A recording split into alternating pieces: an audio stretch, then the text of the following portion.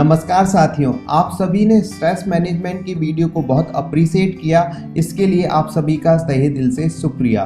उस वीडियो को देखने के बाद हम में से ज़्यादातर लोग इस बात पर अग्री होते हैं कि हमारा बढ़ा हुआ इनर कॉन्वर्सेशन ही हमारे स्ट्रेस और डिप्रेशन का एक कारण होता है। लेकिन क्या आप जानते हैं, स्लीपिंग डिसऑर्डर का भी एक मुख्य कारण यह बढ़ा हुआ इनर कॉन्वर्सेशन ही होता है। दुनिया में बहुत से लोग सारी रात बिस्तर पर जाग कर गुजार देते हैं।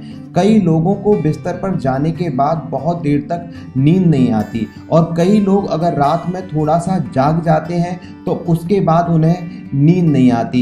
इन सब का कारण उनके दिमाग में चलता हुआ यही इनर कॉन्वर्सेशन होता है।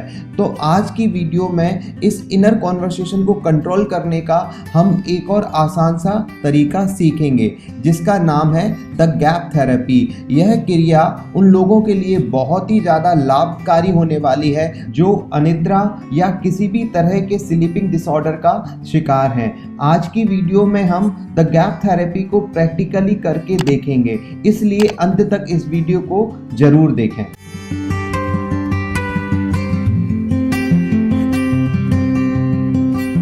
साथियों, गैप थेरेपी में हम आंखों को बंद करके मन ही मन में 1 से 20 तक काउंट करते हैं। लेकिन यह काउंटिंग साधारण काउंटिंग नहीं होती, बल्कि कॉन्शियस काउंटिंग होती है, क्योंकि इसमें काउंटिंग को हम हमारी ब्रीदिंग की स्पीड से जोड़ देते हैं। याद रखिए, ब्रीदिंग से नहीं, ब्रीदिंग की स्पीड से। मतलब जितनी देर ऑक्सीजन हमारी श्वास नली में ट्रेवल करती है उतनी देर हम 1 काउंट करते हैं, और जितना समय हमें कार्बन डाइऑक्साइड को रिलीज करने में लगता है उतनी देर हम 2 काउंट करते हैं। ऑक्सीजन के साथ 3, कार्बन डाइऑक्साइड के साथ 4, ऑक्सीजन के साथ 5, कार्बन डाइऑक्साइड के साथ 6। इस तरह से हम 20 तक काउंट करते हैं और 20 तक काउंटिंग के ये कम से कम 10 सेट करते हैं। साथियों, चूंकि यह एक कॉन्शियस काउंटिंग होती है, इसलिए हमें इसमें सारा का सारा फोकस हमारी ब्रीदिंग की स्पीड पर करना पड़ता है। अगर हमारा थोड़ा सा भी फोकस हमारे विचारों की तरफ चला जाता है तो उसी वक्त हमारी काउंटिंग बंद हो जाती है। अभी थोड़ी देर में हम जब इसे प्रैक्टिकली करके देखेंगे तो आपको अनुभव होगा कि जिस वक्त आप काउंटिंग कर रहे हैं तो उस वक्त आपका इनर कॉन्वर्सेशन बिल्कुल बंद है, और अगर थोड़ा सा भी आपके मन में विचार आता है तो उसी वक्त आपकी काउंटिंग बंद हो जाती है।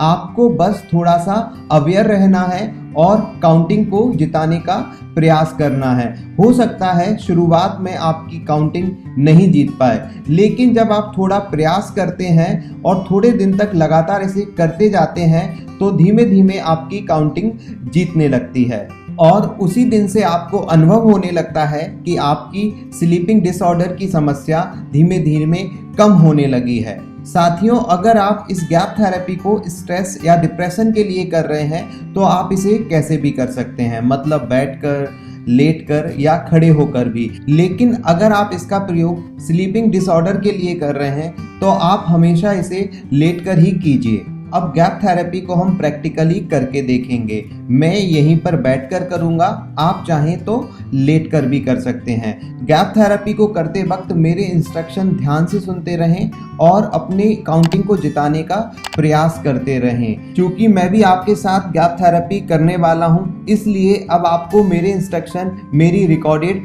आवाज़ में मिलेंगे। अब आप सभी अपनी आंखों को बंद कर लें और थोड़ा सा रिलैक्स मोड में आ जाएं। सारा का सारा ध्यान आती और जाती हुई सांसों के ऊपर,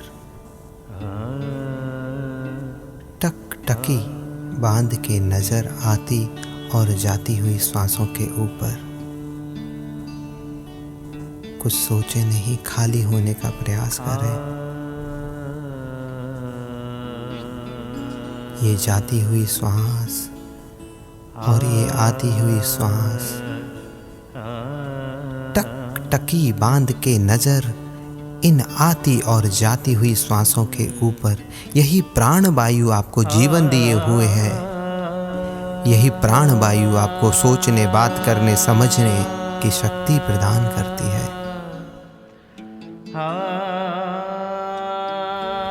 नजर आती और जाती हुई सांसों के ऊपर टकी बांध के नजर आती और जाती हुई श्वासों के ऊपर। Forget each and everything. Just be with yourself. अगर विचार आ रहे हैं तो सांसों को गिनना प्रारंभ कर दें। सांसों को गिने, ये जाती हुई सांस और ये आती हुई सांस। फिर से विचार आने लगे, सोचना छोड़ें और ध्यान को लगा दें आती और जाती हुई सांसों की गिनती के ऊपर। एक वक्त में एक ही काम होगा, या तो आप श्वासों को गिनेंगे या फिर सोचेंगे। जिस क्षण